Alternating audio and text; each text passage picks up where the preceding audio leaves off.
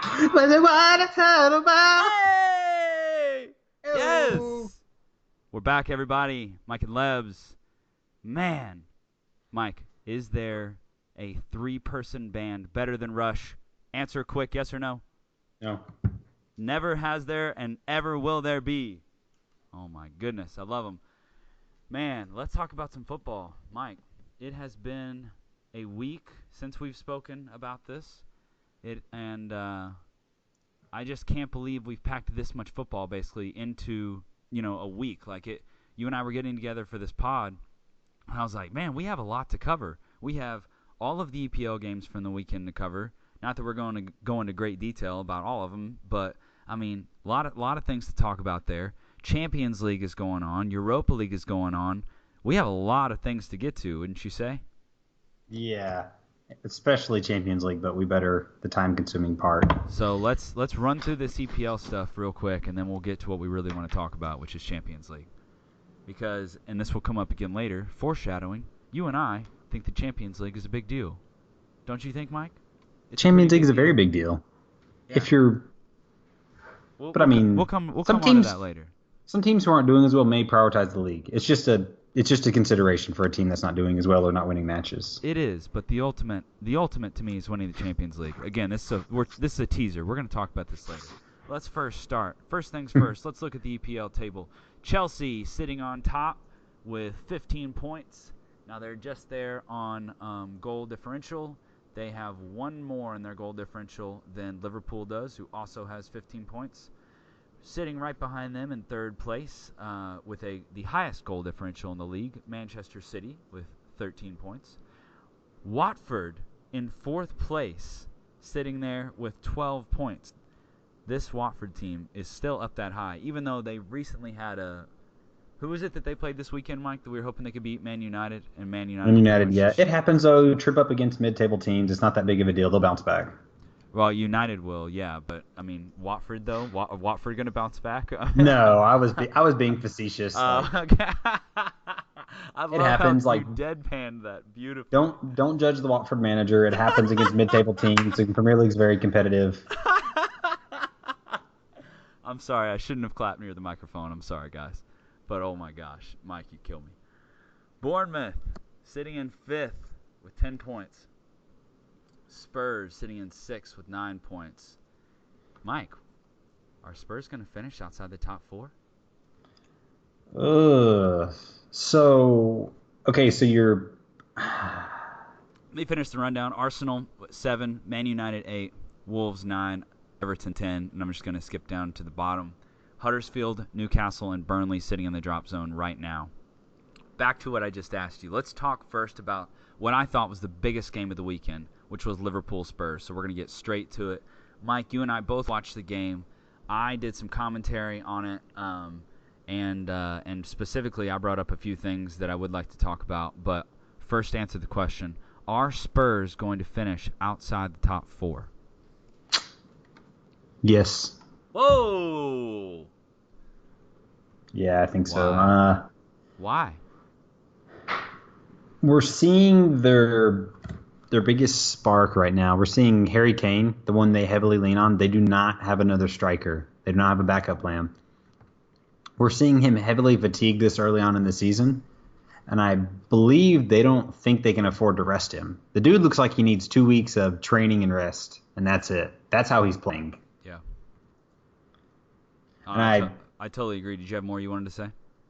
no, and I think the resurgence of Lucas Moura, like I don't know what their run in right now is, but that'd be interesting to look at. I think they could afford to better than they believe, but with the loss they had to enter and the consecutive losses they had to Watford, I mean, they're on a 3 consecutive loss streak. Yeah. And I think it's really interesting because we're going to see, ever since Poch has been in England, we've seen him like very successful. Everything's been good. You know, with Southampton, they were very good. With Tottenham, he joined in. They were big surprise contenders without spending a lot of money. And this is the first time it's gone kind of negative. And I'm super curious to see what happens next with him, how they respond. Will he be under pressure? Is he under pressure now? And will he be, soon if this continues with kind of a mixed bag of results? So like pressure as far as like just general like fan pressure we want to perform, or are you talking about like job security I mean job consideration? security because I'm going to talk about it for a second. I brought up the fact on our social media this weekend. I think he needs to be, on the hot seat a little bit, because this season they needed to win a trophy. They have to win trophies at some point, right? They just can't continue. He can't continue to be the coach and, Tottenham Spurs are so great, and they don't win any trophies. And it's the same thing at Liverpool as well. Like Klopp's going to have to win a trophy this season. Here's the. Go ahead. I'm It's sorry. just like, when does Poch come under pressure? Wow, how much does it take?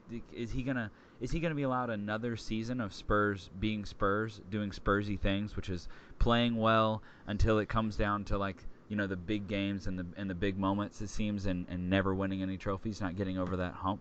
Like, what is it going to take for him to lose his job? Mike, what do you think?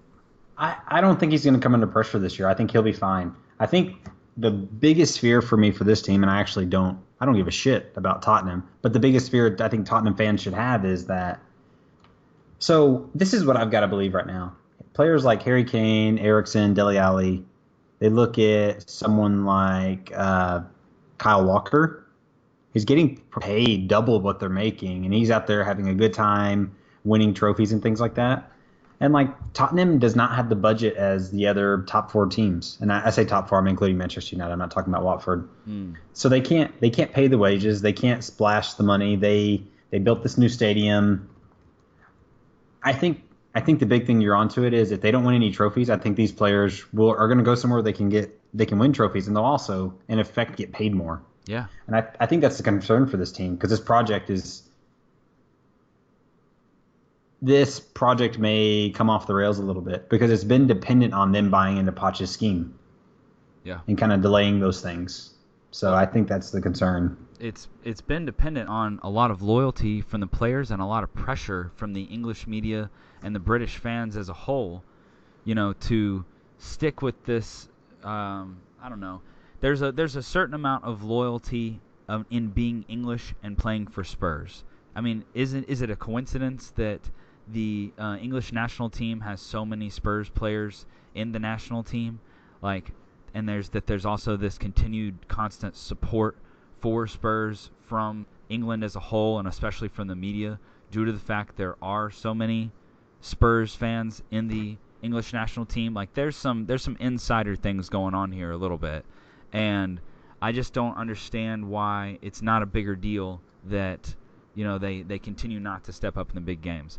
All this to we're giving a reaction to them losing to Liverpool this weekend. By the way, I'm assuming that everyone watched the game. Honestly, I'm assuming that a lot of people have already heard a lot of other places talk about the game in great detail itself. Wouldn't you say, Mike? I feel like I've already heard the game discussed quite a bit this week. Or is that just me? Am I podcast crazy and listening to a ton of stuff? No, I think it's not only that they lost, it's how bad. It was bad. Yeah. It was bad. It wasn't even, the scoreline did not reflect the actual match at all for me. Right. And I don't know, they just looked, they put up a better fight than PSG, but Liverpool were a little bit complacent and wasteful in front of goal, like we have been this year. But I think everyone is having the same question right now: is does it the whole sell to me, we didn't buy any players, so we have a squad that's good and has all this chemistry. I don't buy that. You have to keep recruiting to compete with City, Liverpool, and those teams, and Chelsea. And there's no pressure on any of the starters. There's no pressure on Kane. Who are they going to start? Yeah, exactly. There's no push for him to get out. And the thing is, he could really use some help right now. They have Llorente, but I mean... Right. You're going to start, Llorente almost never plays for them, and when he does, he looks absolutely terrible.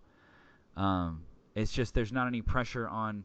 Most of the players are very secure in their starting role in their position, except maybe there's some battle in a couple places. But that's why you buy players during a window. You have to inject that fresh competition and that fresh spark in order to make players fight for their places. And I think, some people are saying that may be going on at City because we didn't recruit anybody, did not recruit heavily enough during the window. But which I disagree with, because I don't think we needed to recruit anybody else than we did, other than one defensive midfielder, which we'll come on to later. But anyway, it's always good to inject that new blood into the squad. So, did you have any big takeaways from the game that you wanted to say, Mike, overall? Just overall, my big takeaway, I look at like where Liverpool are kind of as a project, whatever, Klopp's vision. So last year, and you and I spoke about this, so I'll just say it for the listeners. When Klopp first came in, he like took over this team, didn't quite have his players, his mentality, and we were pushing very aggressively, and the team was not fit for that yet. So we were like overwhelming people with the high press and the counter and things, and we depended on a lot of goals. But the big difference, and we saw this against PSG too, but more so against Spurs. Spurs looked more competent than PSG. Is like now we see a team that can do that, but they can also just kind of hold the ball and sit in control and like very much calm things down. Like this is a very mature Liverpool team that aren't leaking these goals left and right, but also still has this attack that's not clicking. But it doesn't quite matter right now. We can win a game 1-0. Overall, like this is a very relaxed, calm, competent team, and we haven't even bled in this defensive midfielder, one of the best in the world, in Fabinho. So it's just like more good to come, I think. And that's what I wanted to comment on Liverpool that I told you in conversation a couple days ago was how the difference that I've seen in them. Oh, actually, I talked to Nate Detterman about this. Shout out to Nate Detterman. This Liverpool team is one that I think I'm seeing them control the ball more from the back versus where last year it was so dependent on you guys scoring, and as soon as you stopped scoring, you were going to get scored on, to where this season it feels like the roles have reversed in a way at this point of the season where, Mo Salah's not really firing on all cylinders yet, and like the games just feel different. Against this Spurs team, you guys, I felt like controlled the game from the back a lot more.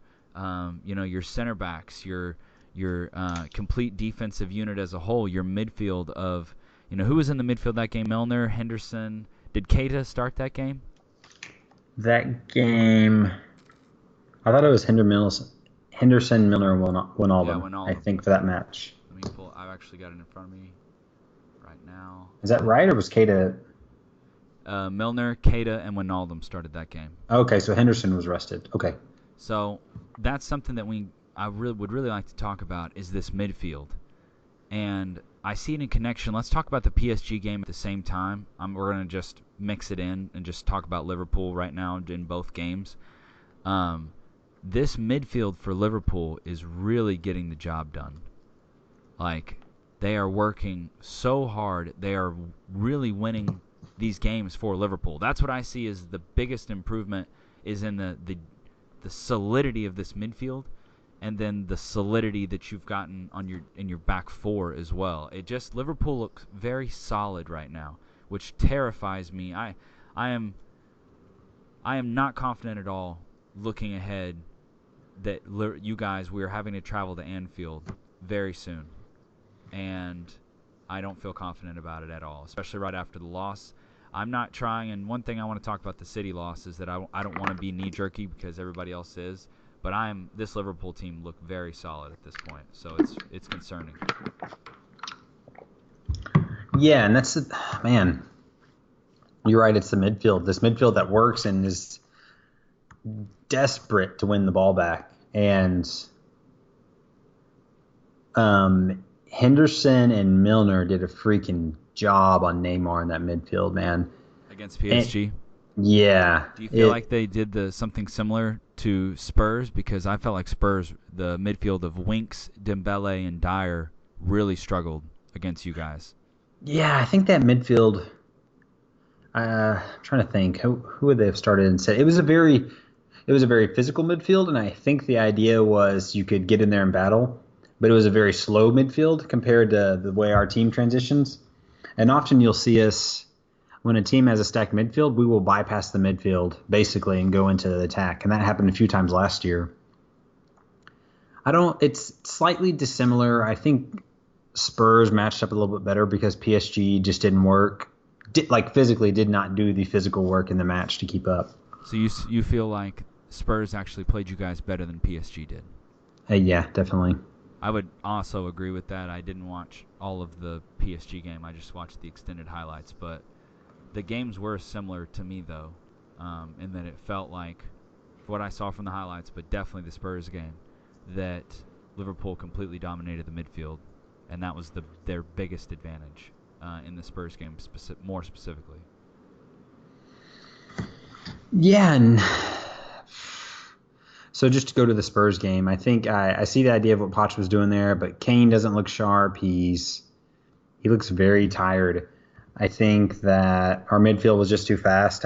Milner, I don't know where this dude gets his fitness from, but he is constantly running and pounding, and he starts nearly every single game for us. The difference with the PSG game specifically was the front three. There's several things. I think you and I talked about before, and you were asking me what I thought, and I was like, well, I'm kind of interested because supposedly he's going to play Di Maria in the midfield, who is a very attacking, kind of slender built guy, midfielder. And then they're starting their center back, Marquinhos, as their center defensive mid.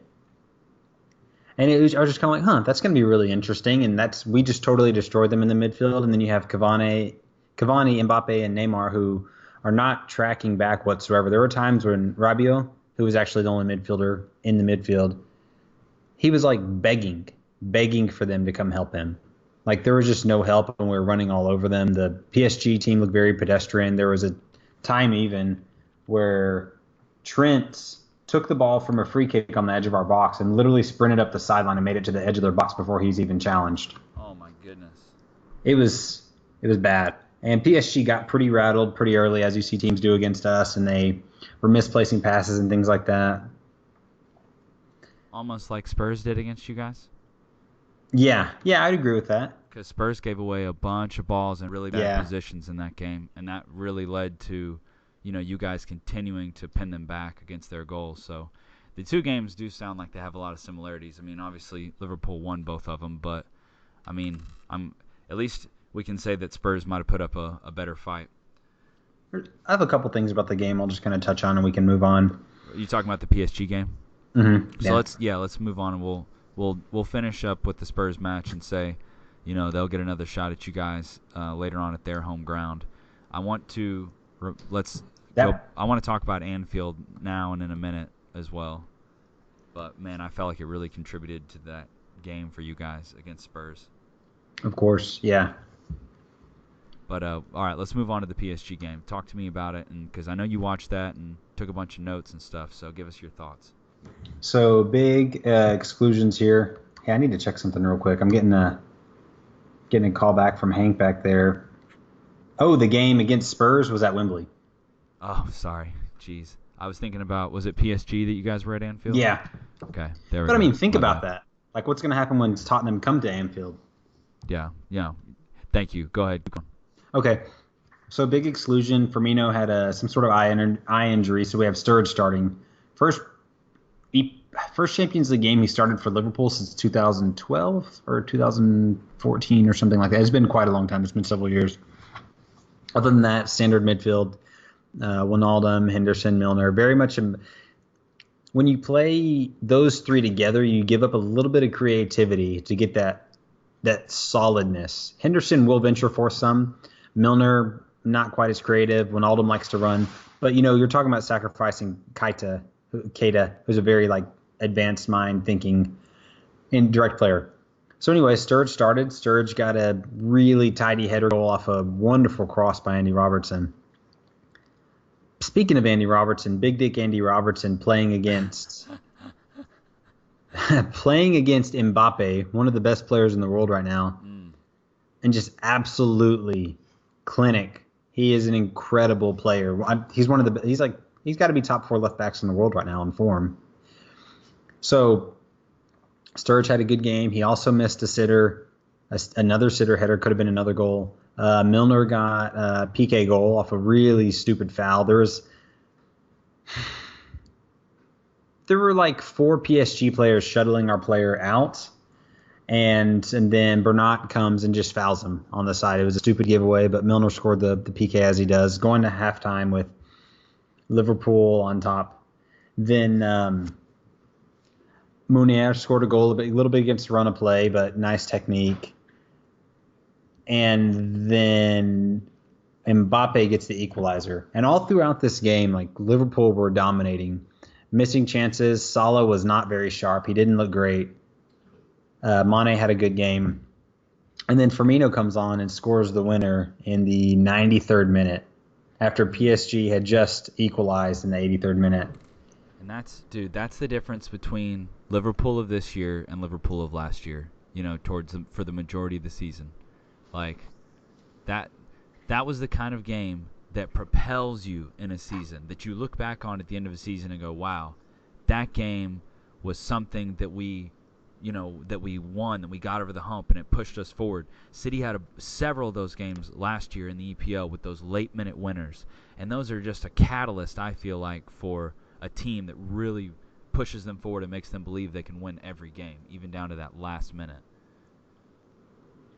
And, yeah, I totally agree, and that's that grit. Like, we didn't fall apart after them equalizing at 2-2. Yeah, exactly. I just and gotta it say, was that late goal, from them. Mm-hmm. I mean, Firmino, what a player, man. That was. I saw a stat today. In his first 14 Champions League matches, he has 11 goals, and that's only bettered by one player. I can't remember who it was. It was Insigne. I think he played for Milan. I don't know, but he's had one of the best starts to a Champions League a player's ever had. What a goal! But I just gotta say, I'm shocked.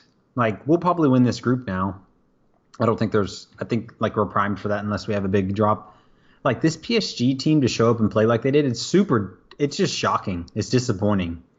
I don't know what it takes to get these players, these big name players, to come back and work and track back on their team and hustle. But there's no way that's what the coaching was intended.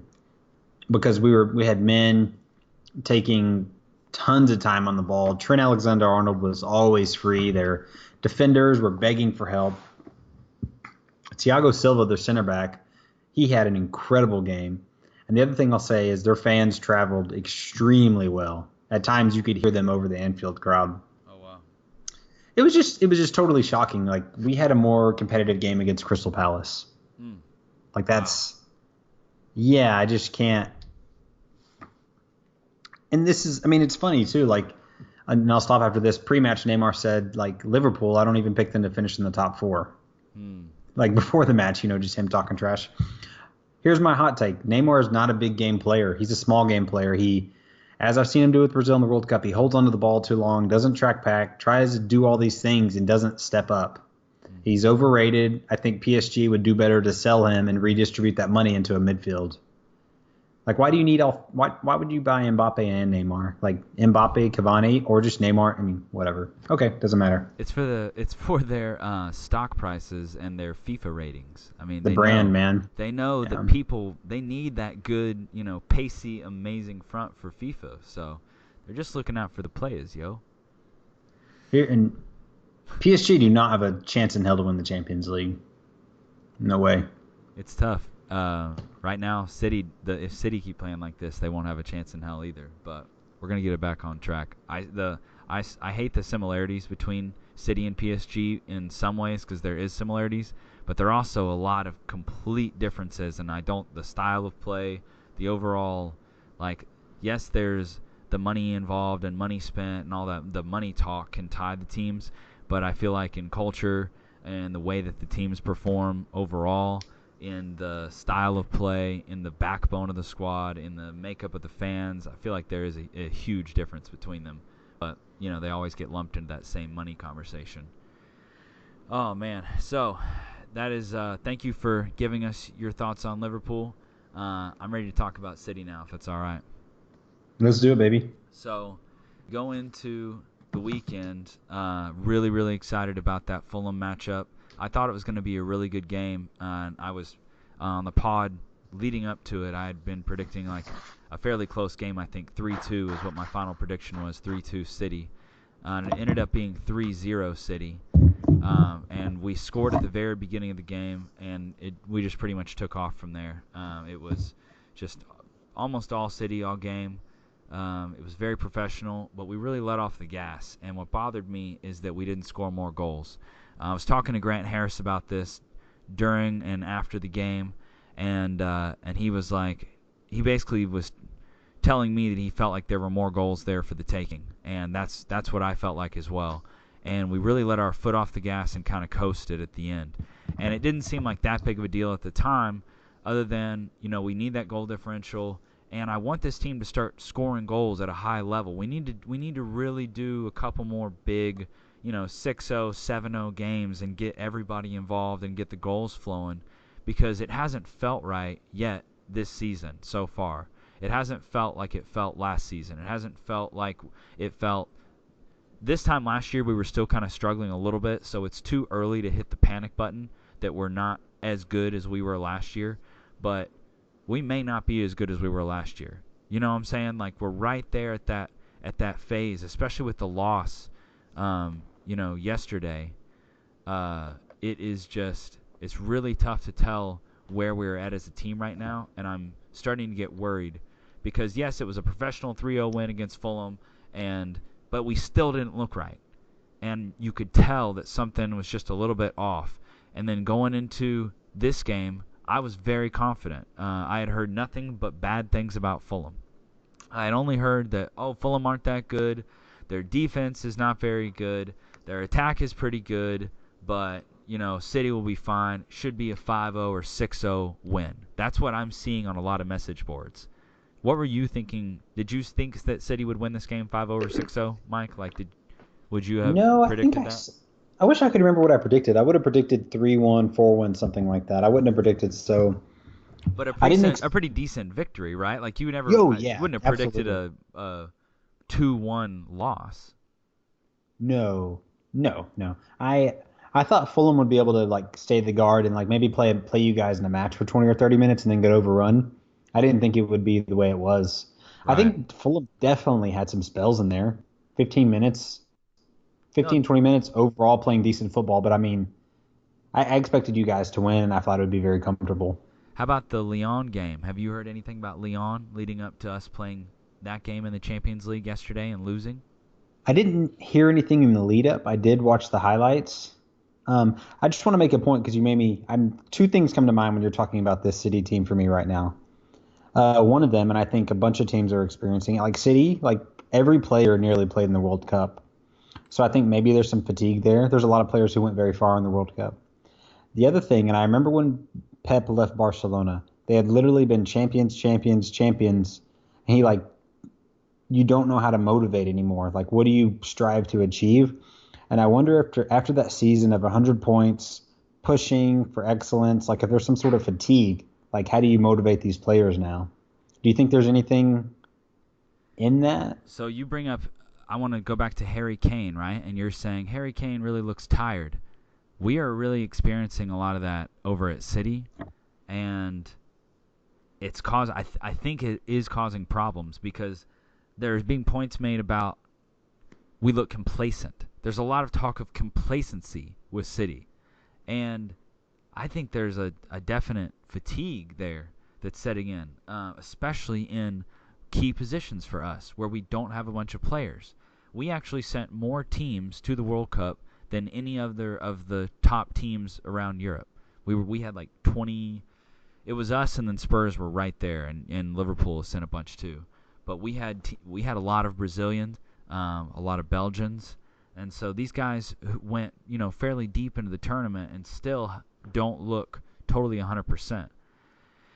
So as far as Mike, did that answer your question pretty much? Yeah, yeah. So the other thing that this discussion has been discussed is complacency.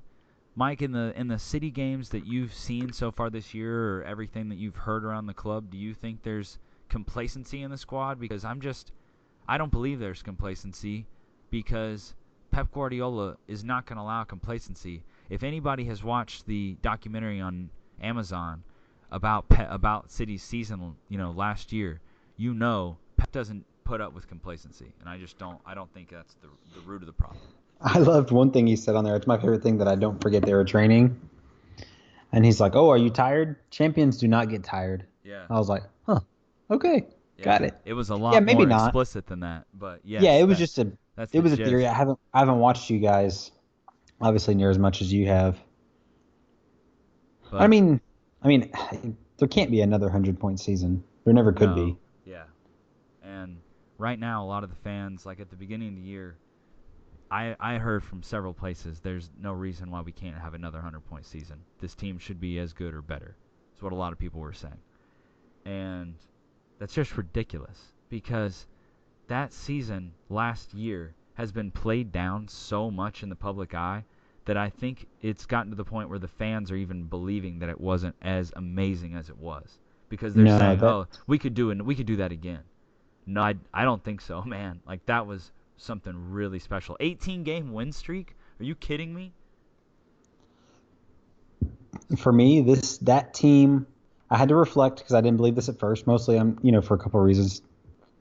That team had a better season than the Invincibles Yeah, because you have to look at the draws that the Invincibles had. right. They didn't lose any games, but City, you guys had one or two league losses. It doesn't matter. It doesn't matter. It was an extraordinary season, and like to hit that height again, it's not realistic.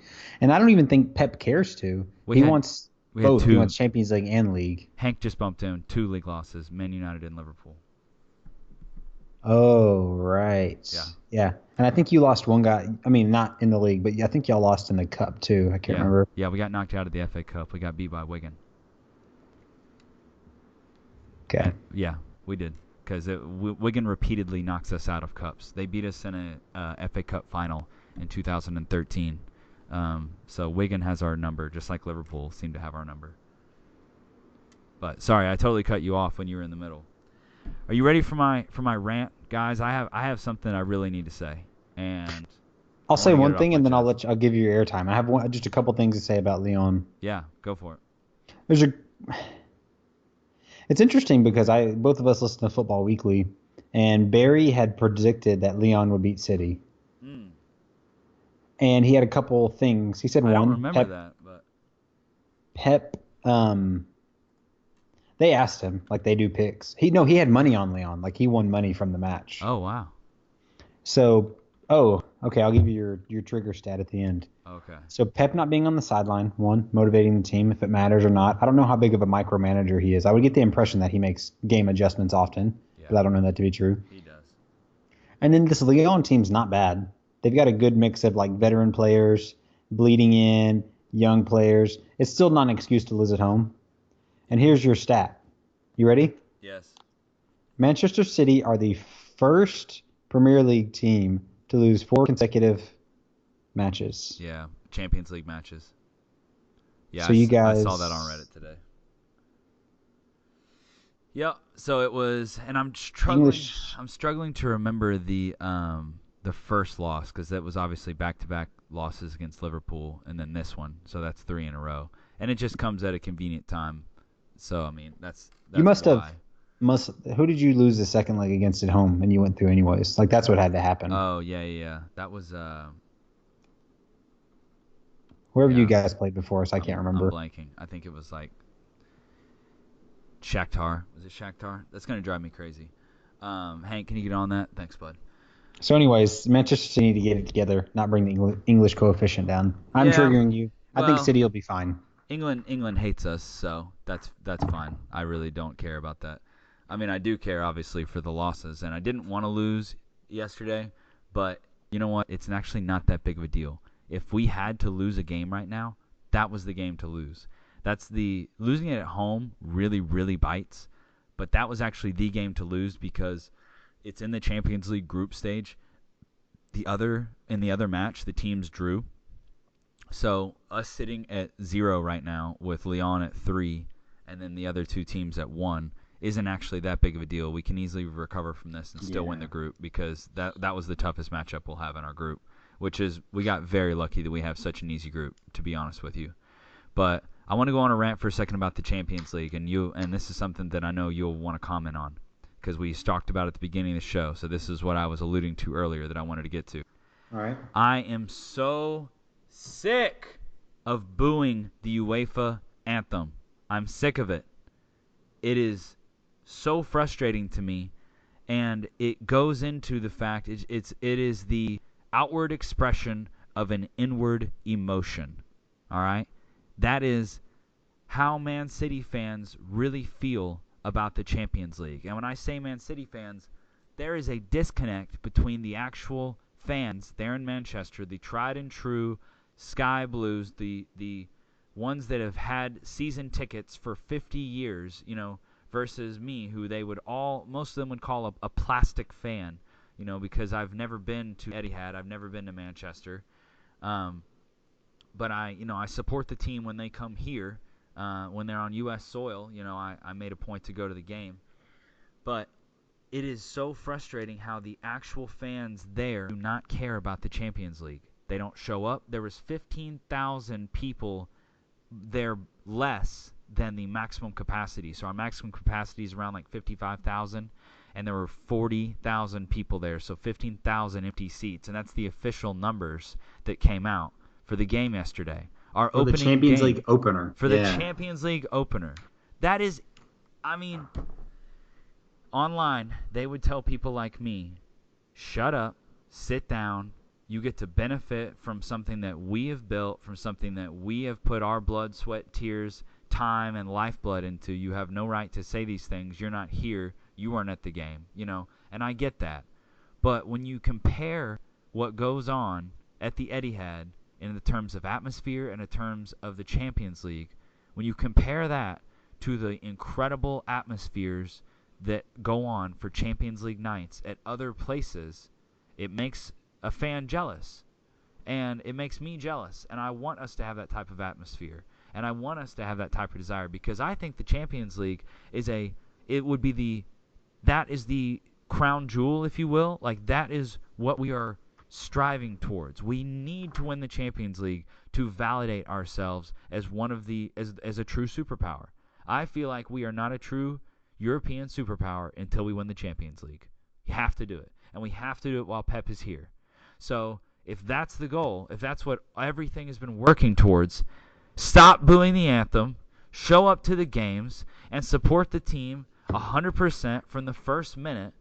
I wish these British fans would go through as much trouble to enjoy the game as I do here in East Texas, in a tiny town of population 1,200 people, who none of them even know who Manchester City is. And I will do everything to support this team, watch every game.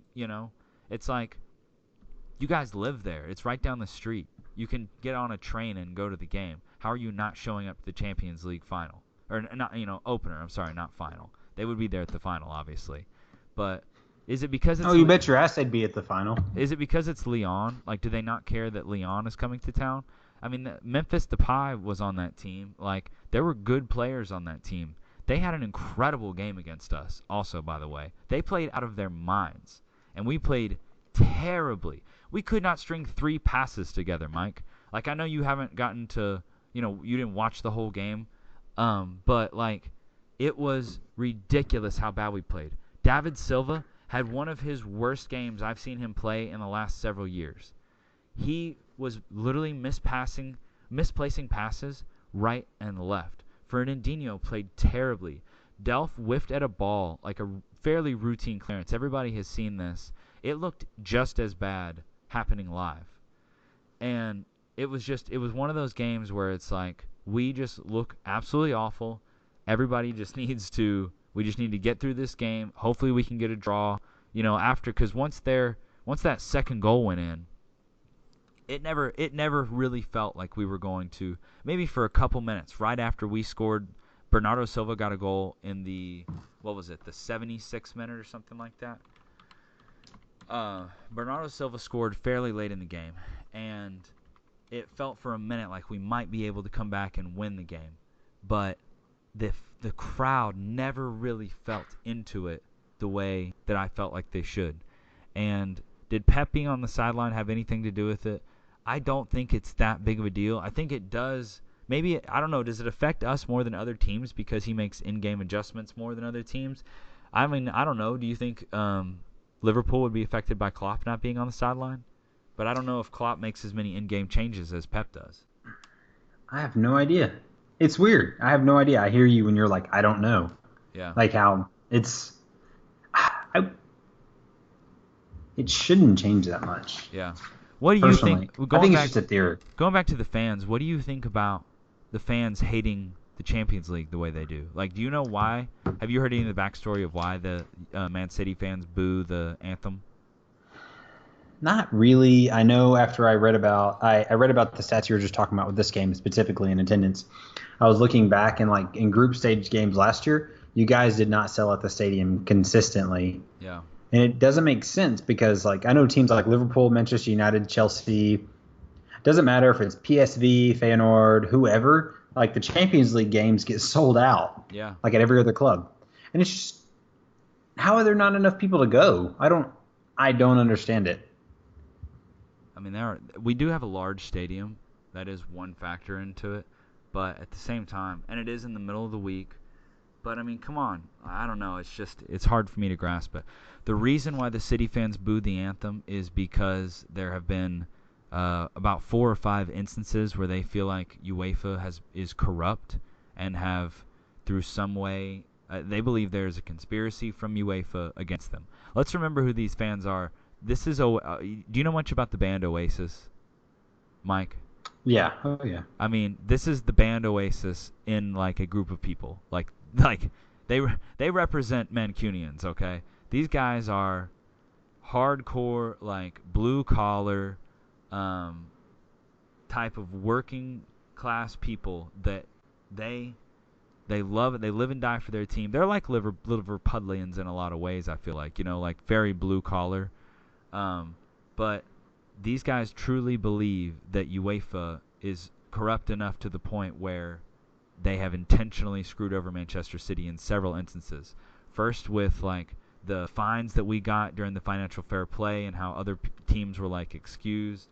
Also it's kind of like a middle finger to UEFA because when we were booing the anthem and then they came in and said that they were going to fine us or like take away points or something for booing the anthem. So now it's become like even more of a thing where they boo it even more heartily now just to be like, hey, we don't care about getting a fine. I don't know, man. It's so frustrating. I'm just so sick of it. I think they need to let it go. I don't think it's justified. It seems insane. I don't even know how they coordinate it. Everybody knows to do it. I mean, how did Liverpool coordinate attacking buses, setting off flares and bombs, and overall like rioting every time City come to town? Like you put up banners way ahead of time, basically saying let's get really violent and try to hurt people. I mean, it's a similar thing. Oh Christ! I'm so happy it was on air. By the way, like way earlier, me predicting that it was gonna happen, and you being like, no, that wouldn't happen. They would never be violent. Do you believe it was all the fans? All the fans are violent? No, of course I don't believe that. But larger portions of certain fan bases are more violent than others. Let's just put it that way. You gotta admit, the attacking the bus thing was a little much. Yeah, I totally agree with that. Yeah. You cross the line from intimidation into violent. Right. But anyway, it worked though. That's the problem. It 100% worked, I feel like. The whole like shtick works. With the Red Army thing. Like it's a scary place. It is. It's a scary place to go. 100%. And how soon do Liverpool play City? It's very soon, right? I think it's when we play Chelsea this weekend, and I think Liverpool play City. October 7th, 9:30. It's on a Sunday. So we've got Chelsea in the league. What day is that? I'm dying to watch that game. That's going to be amazing. Okay, so we play Southampton this Saturday. Then we play Chelsea midweek for the League Cup. Then we play Chelsea on Saturday. No way. You play Chelsea back-to-back? Yeah. Oh, my gosh. The third round of the League Cup, you've got first and second place in the league playing each other. That's funny. Then we play Napoli. Man, it's a tight fixture list. Then you play Napoli, and then you play City. Yeah. Oh, my gosh. You guys better pick up some L's during this stretch, from my perspective, because what are you gonna value? Are you guys gonna value the League Cup more or the EPL game more against Chelsea on these back-to-back games? Are you gonna start the same squad or are you gonna rotate? I don't know what the hell's gonna happen. That's a lot of games pretty quickly. Yeah. We'll have Fabinho. Surely he's getting him ready for this stretch. Sturridge will probably start League Cup. Rest. I mean, Sturridge, Shaqiri will probably start in the League Cup, I think. I'd give my left nut for Fabinho right now. No joke. We need him so bad. I can't even tell you, dude. Fernandinho looks He looked very bad yesterday. He looks very tired. Listen to this. City's midfield was two guys that were like David Silva, who's like 33, and Fernandinho, who's 34. That was our midfield against Lyon. Having just played a couple days before that, having played 90 minutes, both of them. Like, we are in trouble, man. We have a KDB-sized hole in our team right now, in our midfield. Summarize your... Go ahead, I'm sorry. No, yeah, go ahead. What was your question? I want you to summarize your closing thoughts on what this changes for implications in the Premier League and implications in Champions League. Does it change anything? Will you bounce back? The loss for City? Just the state. Not so much the loss, but The the state of the club. Yeah. Yeah, it's tough right now because we are very, very, very weak right now at Fernandinho's position. He's basically the only person on the entire team that Pep trusts to sit in front of our defense. He won't put Gundogan there. Gundogan was bought to fill that spot. And I've talked to you about Gundogan. I've talked about Gundogan on the show. He is like the current least favorite. He's the redheaded stepchild of Man City right now. And he's continually getting destroyed because, again, what I talked about it last time we talked about Gundogan. Pep seems to shoehorn him into the team. And, like, this game against Lyon, he started David Silva next to Gundogan in the midfield. So Gundogan is now playing in the Kevin De Bruyne role in our team with Fernandinho behind them. And Fernandinho is, again, 34 years old or about to be and just played a couple days ago. And Gundogan was basically invisible the entire game. He facilitates, like he does these little like short quick passes and he keeps the ball moving at a pretty decent tempo. Like he definitely facilitates. He's good to have on your team when you're trying to break down like a parked bus because he'll keep possession pretty well a lot of times. He's got some nifty passes. He makes some good runs into the boxes on like late balls. Like he has good qualities. But when you go behind and I'm directly ripping this off of 9320 because they mentioned this, so I don't want to claim this as original. When we get behind, Gundogan is not one of those guys that is really going to bring the team back to life like Kevin De Bruyne can. But as far as the state of the team, we're going to be fine. We're going to bounce back. This is going to be motivation, but missing out on Jorginho, missing out on Fabinho, missing out on Fred, it's coming back to haunt us. And we don't have – the only guys we have to step up in that position would be Fabian Delph, who had a very bad game yesterday, and then Zinchenko, who is – he would struggle to get a starting spot, I think, on most teams in the Premier League. He would start for like a lower mid-table team, possibly. He'd struggle to get one in a mid-table team. So Pep doesn't trust him at that role in big games, and he hasn't played him there pretty much at all. So, yeah, we're in trouble in that position. Pep was supposed to have some sort of plan to cover for Fernandinho in that role and rotate Fernandinho a lot, but it hasn't happened yet. He's played basically every game for us. One more thing, and then I'll stop talking about City. I think there's a serious concern with Gabriel Jesus at this point. He's not really – I'm not seeing improvement. I'm actually seeing him be less good than he was previously. And really looking at the World Cup through a true unbiased perspective as I can, I think he had a very poor World Cup. And honestly, he should be very afraid of his starting spot for the Brazilian national team because as far as form and current form and everything, I mean, there's no comparison between him and Bobby right now. Like, it's not good for him. And he really needs to go. He needs to pick it up. He needs to score a goal. It's been quite a while since he scored anything more than like a tap in, and he did score at the end of last season. That's one thing I don't want to forget. He scored the goal that got us the win in the last game of the season that got us the 100 points, and he scored it in the 94th minute or 93rd minute or something like that. So you can't completely forget what he's capable of, and he is really young. So that's why you can't overreact. But I'm looking for him to really step up. So that was just on my notes that I wanted to talk about Gabriel Jesus. I need to see something from him. Yeah. So I know he's still very young. To be fair, he's still very young, right? Yep. He's like 21 years old. So he's got a lot of time. So, all right, man. Is there anything else you want to talk about before we I'll do get a out quick of here. spill, and then I'm going to ask you a question, and then we'll let the listeners go.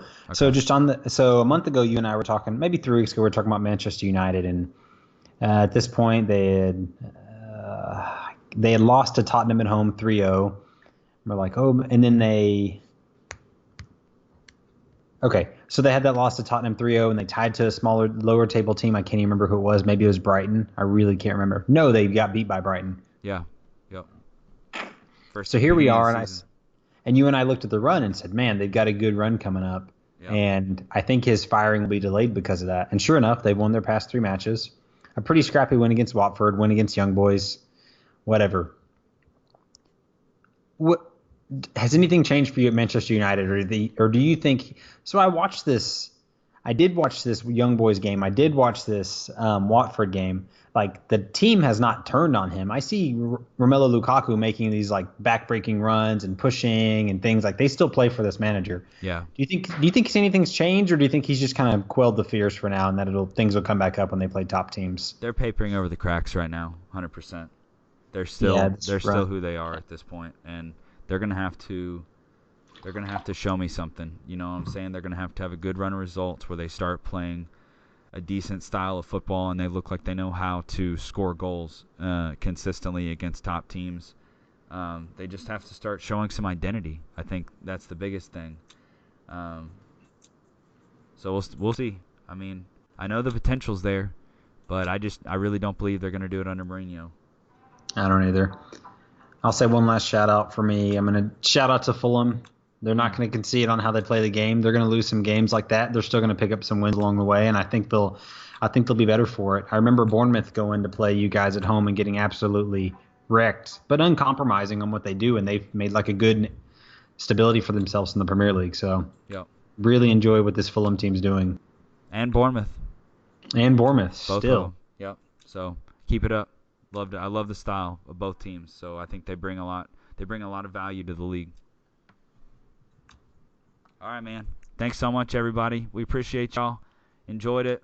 Looking forward to a lot more football because, boy, it's going to be coming really fast over the next few weeks. Games every 3 days. So just hang on, everybody. This has been Mike and Lebs.